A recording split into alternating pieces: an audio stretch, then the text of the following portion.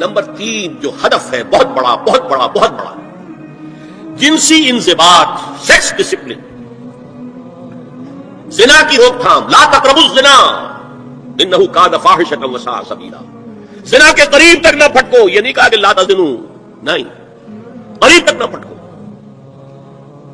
جیسے کہ یہ فیصل آباد کا ہمارا گول چکر ہے اور 8 بازار آ رہے ہیں، اب کوئی سرکاری پروگرام یہ ہے کہ اس گول چکر تک، چوک تک کوئی بھی جلوس نہ پہنچے، تو 8 بازاروں کو بند کرو گے نا، لہذا دور دور تک اللہ تعالیٰ نے وہ حدیں لگا دی ہیں کہ زنا کی ترغیب نہ ہو، زنا کے راستے جو ہے وہ مسدود ہو جائے۔ اور زنا کے بارے میں اب دیکھیے، یہ اس دور کی انٹلیکچوئل خیانت، ڈس آنیسٹی کا سب سے بڑا معاملہ ہے۔ جدید نفسیات کا بابا آدم مانا جاتا ہے فرائڈ، اور فرائڈ کے نزدیک انسان کے محرکات عمل میں سب سے زیادہ طاقتور، سب سے زیادہ پوٹنٹ سیکس ہے۔ مارکس نے قرار دیا پیٹ کو معاشی ضرورت، فرائڈ نے کہا نہیں، سیکس ہے اصل شے، اصل محرک انسان میں۔ یہاں تک کہتا ہے ایڈیپس کمپلیکس، باپ اگر محبت بھری نگاہ سے بیٹی کو دیکھ رہا ہے تو یہ بھی سیکس ہے، اور ماں اگر بیٹے سے محبت کر رہی ہے تو یہ بھی سیکس ہے۔ انا للہ و انا الیہ راجعون۔ ان کمبختوں کا اصل یہ معاملہ ہے کہ ایک شے پر نگاہ جم گئی تو سب کچھ اسی کے گرد گھما دیا، مطلب بات غلط نہیں ہے۔ Sexual motive one of the most important motives, no doubt about it. اگر یہ نہ ہو، اگر عورت میں مرد کے لیے اٹریکشن نہ ہو، اگر عورت کو مرد کی احتیاج نہ ہو تو تمدن ختم ہو جائے۔ کون شادی کا کھکیڑ مول لے گا؟ ایک پیٹ پالنا اور ہے، خاندان کی ذمہ داری اور ہو جائے گی۔ اس قدر زبردست جو ہے یہ موٹیویشن کے اندر سے جذبہ ہے اور اٹریکشن ہے شدید۔ اس اعتبار سے یوں سمجھیے، جتنا زوردار گھوڑا ہو اتنی ہی زوردار لگام چاہیے اگر ڈسپلن میں رکھنا چاہتے ہیں۔ لہذا اس سیکس کو ڈسپلن میں لانے کے لیے کہ قانونی تعلق ہو ایک مرد اور عورت کے درمیان، ازدواج ہو، شادی ہو جائے، یا دوسرا راستہ وہ بھی تھا جو آج کل نہیں رہا، باندھی ہو کسی کی، مل کے یمین ہو، ان کے اندر سیکسول انٹرکورس جو ہے وہ ہو اور اس سے باہر نگاہ بھی نہ جائے۔ اس زنا کے بارے میں حضور نے جو، اچھا ایک تو میں آپ کو بتاؤں کہ قرآن اور حضور دونوں کس قدر حقیقت پسند ہیں۔ سورہ آل عمران میں فرمایا زُيِّنَ لِلنَّاسِ حُبُّ الشَّهَوَاتِ مِنَ النِّسَاءِ وَالْبَنِينَ وَالْقَنَاطِيرِ الْمُقَنطَرَةِ مِنَ الذَّهَبِ وَالْفِضَّةِ وَالْخَيْلِ الْمُسَوَّمَةِ وَالْأَنْعَامِ وَالْحَرْثِ، انسان کے اندر محبت پلا دی گئی ہے، مزین کر دی گئی ہے، کن کن چیزوں کی؟ سب سے پہلے عورت، سب سے امپورٹنٹ موٹیو عورت، پھر بیٹے،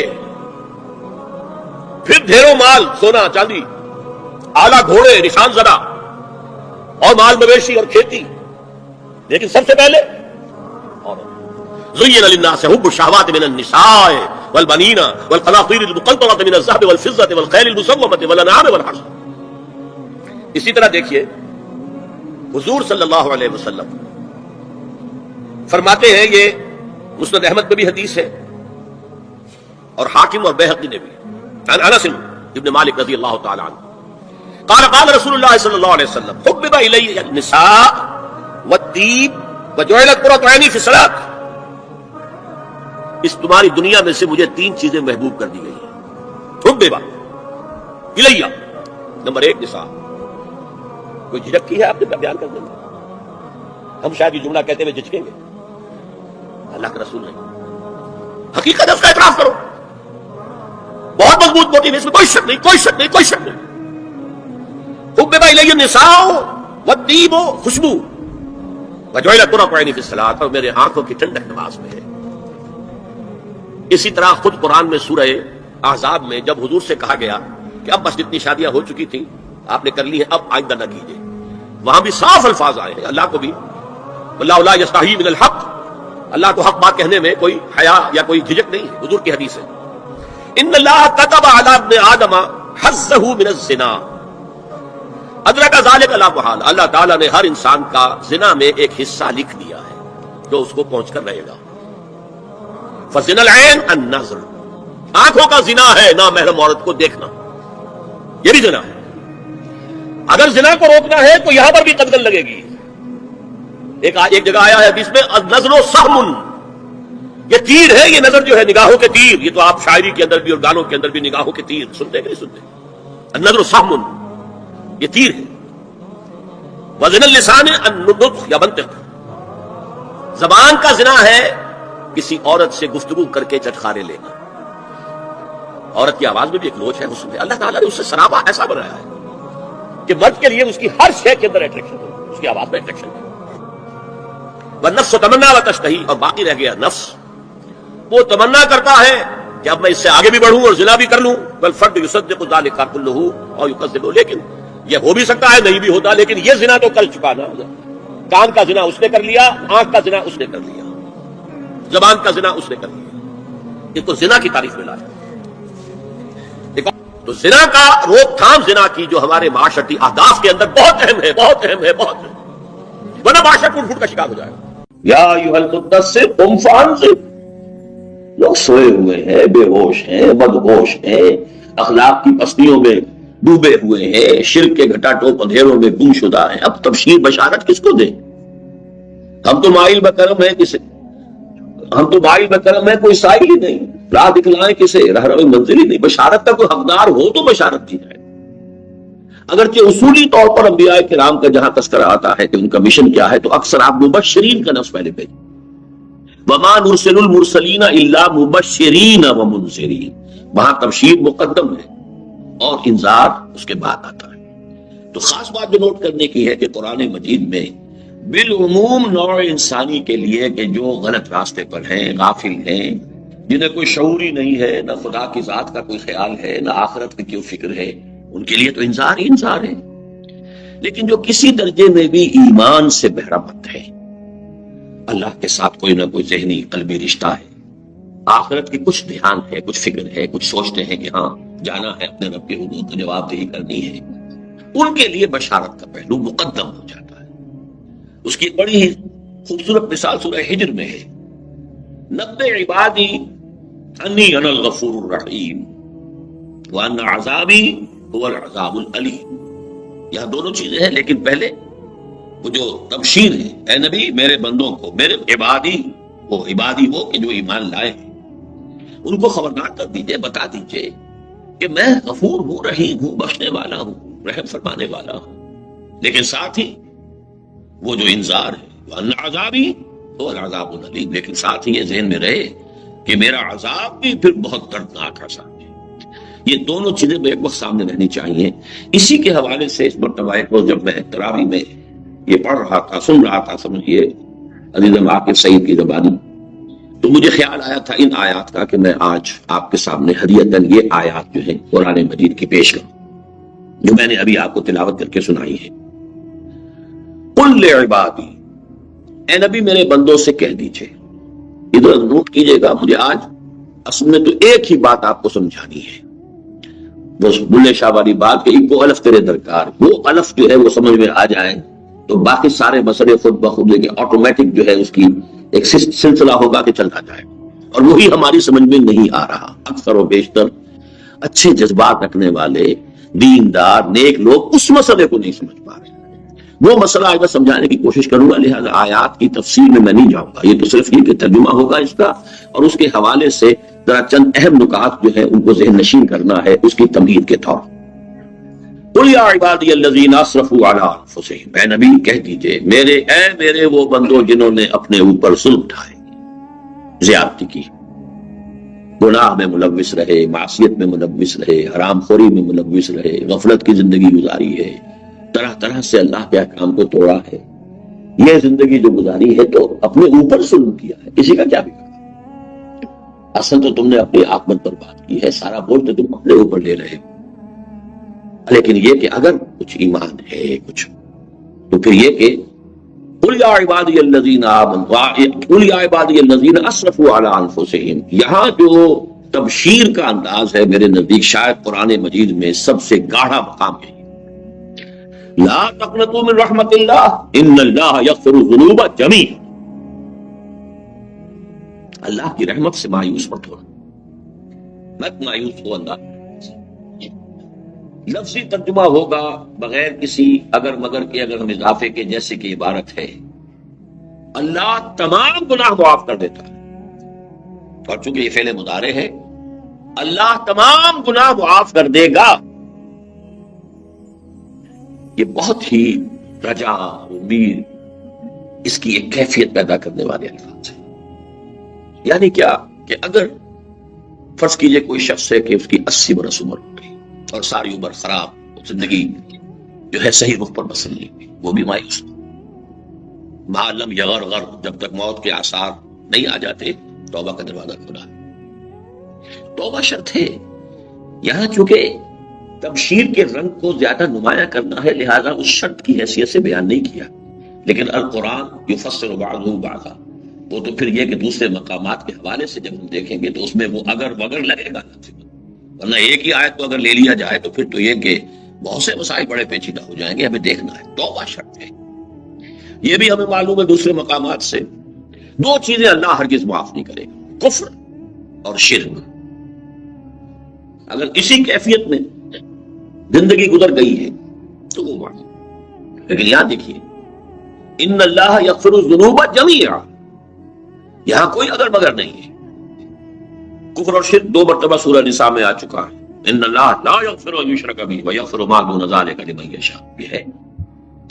البتہ یہ کہ باقی چیزیں جو ہیں گناہ کے درجے میں، کہ کفر سے انسان بچ گیا، شرک سے بچ گیا. اب یہ کہ کوتاہیاں ہیں، غلطیاں ہیں، غفلت میں کوئی غلط حرکت سرزد ہو گئی ہے، کہیں پاؤں پھسل گیا ہے، یہ باتیں جو ہیں ان کو 2 درجوں میں رکھیے.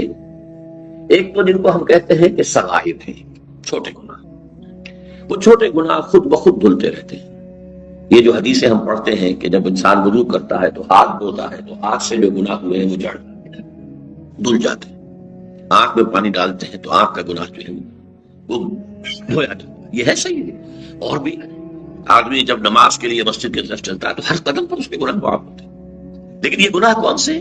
صغائر، چھوٹے گناہ، جن میں انسان غیر شعوری طور پر کچھ حرکتیں کر بیٹھتا ہے، یا چھوٹی چھوٹی چیزیں ہیں کہ جن میں وہ حدود کو پھلانگ جاتا ہے. یہ جو صغائر ہیں یہ خود بخود بھی دھلتے رہتے ہیں. نماز پڑھی ہے، روزہ رکھا ہے. اور یہ بھی سمجھ لیجئے کہ یہ جو ہے حدیث من قام لیلۃ القدر ایمانا واحتسابا غفر له ما تقدم من ذنبه، یہ اس میں بھی کبائر شامل نہیں ہے. یہ ساری جو بھی فضیلتیں ہیں وہ صغائر کے لیے. اگر آپ توبہ نہیں کرتے کبیرہ گناہ معاف نہیں ہوتا. اگرچہ اللہ کا اختیار ہے، چاہے تو معاف کر دیں. ڈکلیئر اس نے یہی کیا ہے کہ کفر اور شرک جو ہے اس کو میں معاف نہیں. باقی یہ کہ اس کی امید دلائیے. یہ امید بھی رجا کے لیے ہے کہ مایوسی نہ ہو، کمر ہمت ٹوٹ نہ جائے. آدمی کی اگر ہمت ٹوٹ جائے تو پھر اس کے اندر وہ جذبہ نہیں رہتا کہ وہ اصلاح کر سکے. عادتیں پختہ ہو چکی ہیں، سالہ سال بیت چکے ہیں، پوری زندگی گزاری ہے ایک نہ پر ایک ڈھنگ پر. اب وہ اس کی طبیعت ثانیہ بن گئی ہے، اس کو چھوڑنا کوئی آسان کام نہیں ہے. نہیں، یہاں فرمایا نہیں، اللہ معاف کرے گا. تم بسم اللہ کرو، تم رخ دوست کر لو. چنانچہ اب آگے دیکھیے کیا آیا. انہ هو الغفور الرحیم، یقیناً وہ غفور الرحیم ہے. وانیبوا الی ربکم واسلموا لہ. یہاں بھی کیونکہ تبشیر کے رنگ کو نمایاں کرنا، اسے شرط کے طور پہ نہیں لائے. پہلی آیت جو ہے غیر مشروط ہے. قل یا عبادی الذین اسرفوا علی انفسہم لا تقنطوا من رحمت اللہ ان اللہ یغفر الذنوب جمیعا. لیکن اس کا نتیجہ کیا نکلنا چاہیے؟ اگر اللہ کی یہ غفاری، اللہ کی یہ رحمت، اس کی رحیمیت اور رحمانیت تمہارے سامنے آئی ہے تو اس کا نتیجہ کیا نکلنا چاہیے؟ اور ڈھیٹ ہو جاؤ، کیے جاؤ گناہ، یہ نتیجہ نکلا نہیں. پرواہ کیا ہے؟ جب سبھی معاف کر دے گا تو پھر ضرورت کیا ہے کچھ کرنے کی؟ پھر کاہے کو بچنا ہے؟ یہ نتیجہ نہیں. نتیجہ یہ نکلنا چاہیے اس تبشیر کا، وَأَنِيبُوا إِلَىٰ رَبِّكُمْ، اپنے رب کی طرف توجہ کر لو، رخ سیدھا. دیکھیے تابا یتوبو، آبا یعوبو، یہ آتے ہیں پلٹنے کے لیے. کسی غلطی کی طرف، کسی غلط رخ پر تھے، سیدھے ہو جانا. انابت میں وہ پہلو بھی نہیں ہے. انابت مطلقاً جو کسی کی طرف رخ کرنے کے لیے، جیسے کہ حضرت ابراہیم علیہ السلام کے الفاظ سورہ انعام میں آئے ہیں، انی وجہت وجہی للذی فطر السماوات والارض حنیفا وما انا من المشرکین. گویا کہ it's never too late. جب تک یغرغر نہیں ہو رہا، جب تک کہ وہ نزع کی کیفیت طاری نہیں ہوئی ہے، جب تک زندگی کی امید ہے، توبہ کا دروازہ کھلا ہے. لیکن رخ سیدھا کرنا لازم. وَأَنِيبُوا إِلَىٰ رَبِّكُمْ وَأَسْلِمُوا لَهُ، اور اس کی اطاعت اور فرما برداری اختیار کرو. آج 80 برس گزر گئے، ہم سب صاف کر دیں گے، کوئی پرواہ نہیں.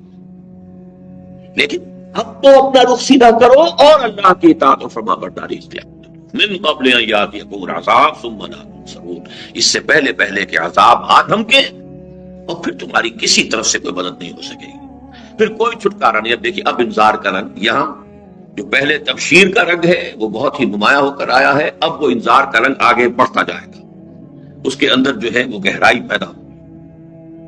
من قبل ان یاتیکم العذاب ثم لا تنصرون واتبعوا احسن ما انزل الیکم من ربکم، اور پیروی کرو سب سے عمدہ شے کی اس میں سے کہ جو تمہارے رب کی طرف سے تم پر نازل کیا گیا۔ اس کا ایک ترجمہ یوں کیا جاتا ہے کہ قرآن تو احسن الحدیث ہے، کسی صورت میں الفاظ آئے ہیں، یہ خود احسن ہے، مکمل احسن ہے، لیکن نہیں، یہ بات صحیح نہیں۔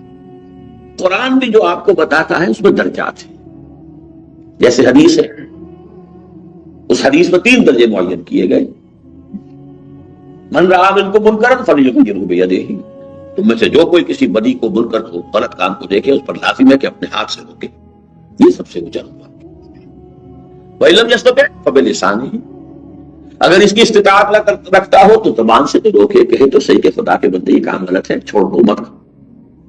فَإِن لَمْ يَسْتَطِعْ فَبِقَلْبِهِ، اگر یہ بھی ممکن نہیں ہے، حالات ایسے ہو گئے، یا تو استطاعت نہیں یا ہمت نہیں، ورنہ تو یہ کہ ہمت ہے تو آدمی جو ہے جان پر کھیل جائے گا، بات صحیح کرے گا، چاہے اس کی زندگی چلی جائے، کوئی بات نہیں۔ افضل الجہاد کلمۃ حق عند سلطان جائز۔ لیکن ایک دوسری بات ہے، ایک دوسرا پہلو بھی چونکہ ہے، اجتماعی جد و جہد میں، انقلابی جد و جہد میں جب تک کافی جمعیت نہ فراہم ہو جائے، اگر آپ بالید نہیں انل منکر شروع کر دیں گے پری میچورلی، تو وہ گویا کہ آپ کی پوری طاقت تباہ ہو جائے گی۔ اس میں انتظار کرنا ہوتا ہے، وہ یہ نہیں ہے کہ اپنی ہمت کم ہے، بلکہ ابھی وہ اجتماعی طاقت اتنی کم ہے کہ انفرادی ہمت اپنی جگہ موجود ہے۔ صحابہ جو ہیں وہ جانے دینے کے لیے اس وقت بھی تیار تھے۔ کیا مکے میں جو ایمان لائے تھے السابقون الاولون، کیا ان کے بارے میں کوئی شک ہو سکتا ہے؟ کیا وہ 10 آدمی جا کر ایک ہی رات میں سارے کے سارے بت کعبے کے اندر اور باہر جو رکھے تھے توڑ نہیں سکتے تھے؟ چاہے ان کا قیمہ بعد میں کر دیا جاتا، یہی ہوتا اور کیا ہوتا۔ ہمت ان میں تھی لیکن نہیں، مصلحت نہیں تھی۔ اجتماعی نظام کو بدلنے کے لیے پہلے قوت فراہم، چنانچہ حضور 13 برس تک مکے میں رہے، اسی حرم میں نماز پڑھتے رہے، جس میں پیچھے بت، آگے بت، دائیں بت، بائیں بت، یہاں تک کہ سن 7 ہجری میں عمرہ قضا کے لیے گئے ہیں تو اسی کعبے کا طواف کیا ہے جس میں بت رکھے ہوئے تھے۔ البتہ جب وہ طاقت فراہم کی ہے، اس 18-19 برس میں جو طاقت حاصل کی ہے، اس طاقت کے ساتھ جب گئے ہیں اور فاتح کی حیثیت سے مکے میں داخل ہوئے تو پہلا کام یہ کیا کہ ایک ایک بت کو گرایا اور پاش پاش کر دیا۔ یہ ایک علیحدہ موضوع ہے، لیکن درجات تو ہو گئے۔ فَإِن لَمْ يَسْتَطِعْ فَبِقَلْبِهِ، تیسرا درجہ ایک اور بھی ہے، دل میں شدید نفرت بدی سے، تو گویا کہ یہ بھی درجہ ہے نا۔ وَلَيْسَ وَرَاءَ ذَلِكَ مِنَ الْإِيمَانِ حَبَّةُ خَرْدَلٍ، اس کے بعد تو ایمان رائے کے دانے کے برابر بھی نہیں۔ اسی طرح 3 مراتب جو ہے حدیث جبرائیل، جسے ام السنہ کہا گیا ہے، اور اس ام السنہ کے بارے میں خاص طور پر حضور نے فرمایا کہ جبرائیل تھے جو تمہیں تمہارا دین سکھانے آئے تھے، جبکہ تم نے اس کے بارے میں سوال نہیں کیا۔ اور یہ ہے واقعہ ہو رہا ہے حضور کی حیات دنیاوی کے آخری دور میں، تو وہ کون سا دین سکھانے آئے تھے حضرت جبرائیل؟ وہ دین یہ تھا کہ اس دین میں 3 لیولز ہیں، ایک مجرد اسلام بھی ہے، ایک اسلام سے اوپر ایمان ہے، ایمان سے اوپر احسان ہے، تو درجے ہیں۔ تو یہاں فرمایا وَاتَّبِعُوا أَحْسَنَ مَا أُنزِلَ إِلَيْكُم مِّن رَّبِّكُم، ہمت کرو، کم تر پر کیوں راضی ہو کر بیٹھ جاؤ؟ دنیا میں تمہاری جد و جہد ہے کہ ہے جستجو کے خوب سے ہے خوب تر کہاں، زیادہ سے زیادہ بڑا مکان بنائے، زیادہ سے زیادہ نئے ماڈل کی کار لا کے گھر پر کھڑا کرے، یہ کرے وہ کرے، یہ سب کچھ دوڑ لگا رہے ہو، تو دین میں کیوں کانے ہو کر بیٹھ جاتے ہیں؟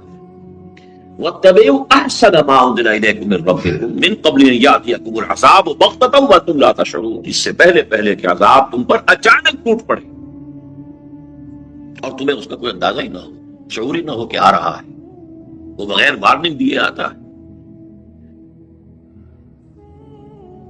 اب 3 یہاں آ رہے ہیں کہ اب جو حضرات بھی یہاں بیٹھے ہیں ذرا وہ سوچیں، ہم ان 3 میں سے کس کیٹیگری میں فال کر رہے ہیں؟ خدا نہ خواستہ اگر کر رہے ہوں تو اس وقت جاگنے کی ضرورت ہے۔ پہلی کیٹیگری یہ ہے غافلین کی، ان تقول نفس یا حسرۃ علی ما فرطت فی جنب اللہ وان کنت لمن الساخرین، مبادا کہ کوئی کہے اس دن جب کہ وہ عذاب سامنے آ جائے گا چاہے وہ قیامت کا دن ہو، چاہے وہ پھر جہنم سامنے آ گئی ہو، چاہے موت سر پر آ گئی ہو، جو بھی شکل ہے۔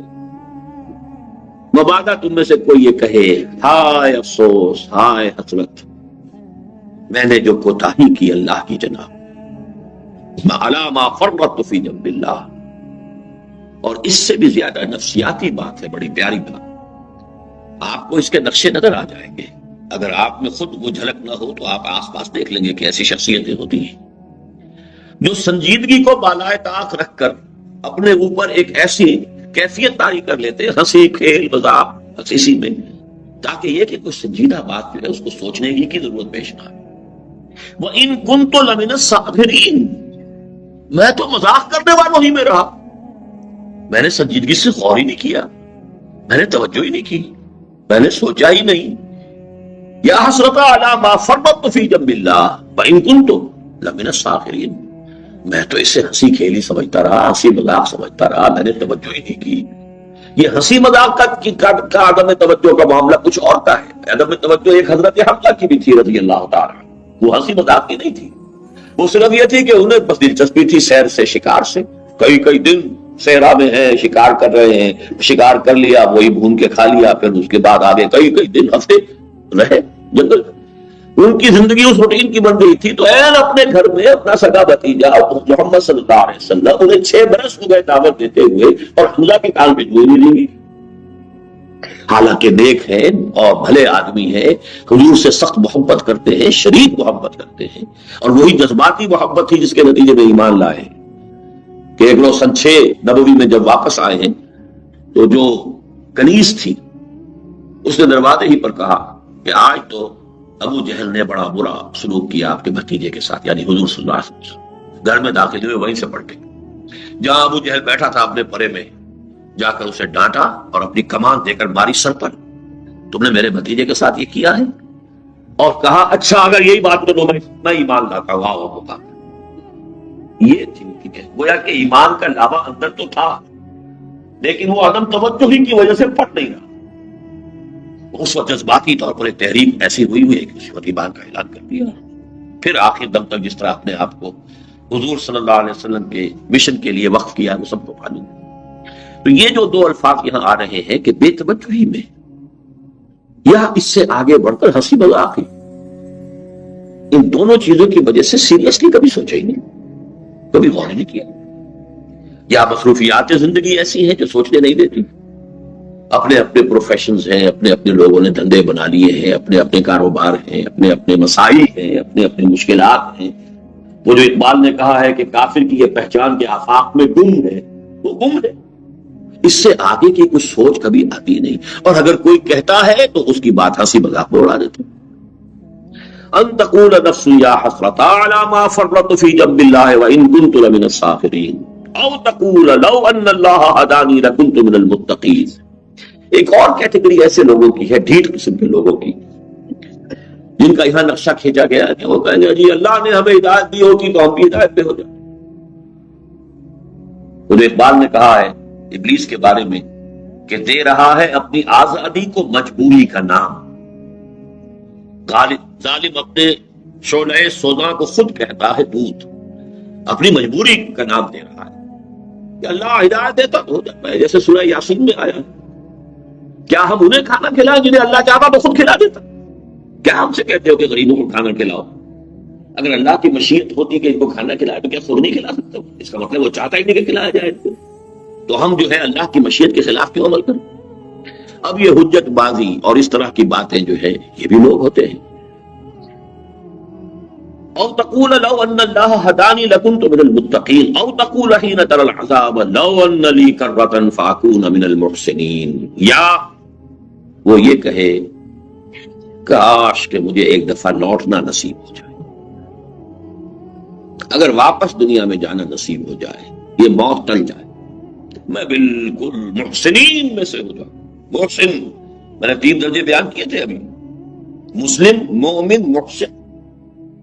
اخبرنی عن الاسلام، اخبرنی عن الایمان، اخبرنی عن الاحسان، میں محسنین میں سے ہو جاؤں گا۔ کہاں اسلام اور کہاں ایمان، میں ہو جاؤں گا، لیکن وہ لوٹنا تو نہیں ہے، اس کا تو کوئی امکان نہیں، اس کی تو کوئی صورت نہیں ہے۔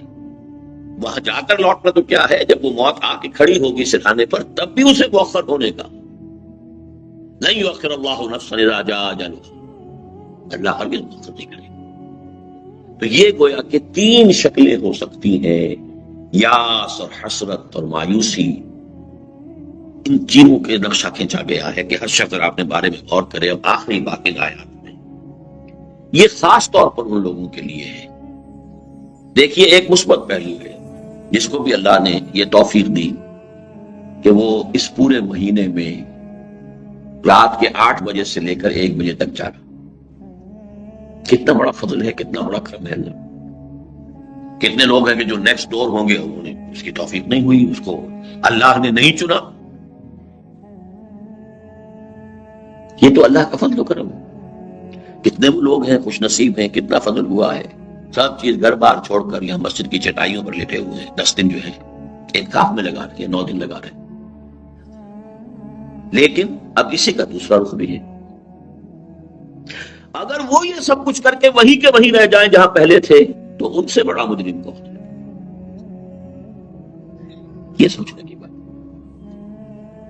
یہ میں اس آیت کے آخری آیت کے حوالے سے بات کر رہا ہوں۔ بلا قد جاءتک آیاتی، کیوں نہیں تمہارے پاس میری آیات پہنچ گئی تھی، فکذبت بہا واستکبرت، انہیں اس کی تکذیب کی۔ تکذیب 2 طرح کی ہوتی ہے، تکذیب قولی، جو شخص کہتا ہے قرآن اللہ کا کلام ہی نہیں ہے، ختم ہو گئی، تکذیب قولی ہو گئی۔ ایک تکذیب عملی ہے، ماننا اسے کہ اللہ کا کلام ہے پھر اس کے حکم پر عمل نہ کرنا،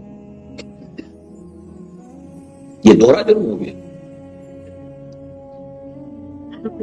تکذیب قولی جنہوں نے کی ہے، تبلیغ جو کر دی ہے کہ ہم مانتے ہی نہیں، اس کے بہت سے اسباب ہو سکتے ہیں۔